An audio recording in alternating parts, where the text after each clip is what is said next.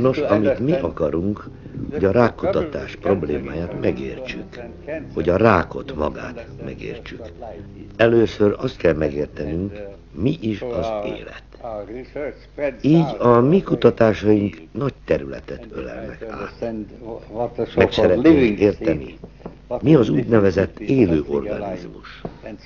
Mi a különbség valami között, ami élő, és valami, ami nem élő. És ha ezt már tudjuk, akkor van esélyünk arra, hogy valamit tegyünk a rák ellen.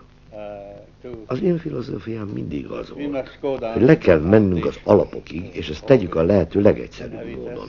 Vagyis sokkal jobb növényeken dolgozni, mint állatokon. Tudja, a biokémia többnyire állatokon dolgozik. Én úgy gondoltam, hogy sokkal jobb az esély az élet megértésére, ha növényeken dolgozunk, mivel azok sokkal egyszerűbbek.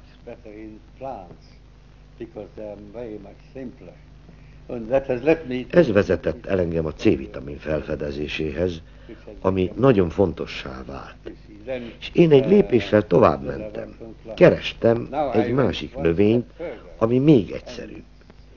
És a legősibb és legegyszerűbb növény, a fű. Tudja, a fű, mely csak növekszik, és nagyon egyszerű növény, és nagyon fontos Magyarország számára, mivel a búza is egy fűfajta valójában, egy termesztett fűfajta, és a búza tartja életben az emberiséget.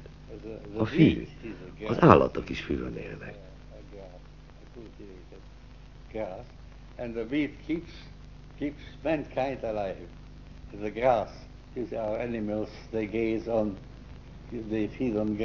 Nos, találtunk néhány nagyon érdekes anyagot a búzában, és arra az eredményre jutottunk, hogyha a búzát összekeverjük az aszkorbinsavval, a C-vitaminnal, akkor az képes megölni a rákot, legalábbis az állatokban. A kísérleti állatainkban, az egerekben el tudtuk pusztítani a rákot, és ezt most ki szeretnénk terjeszteni az emberekre.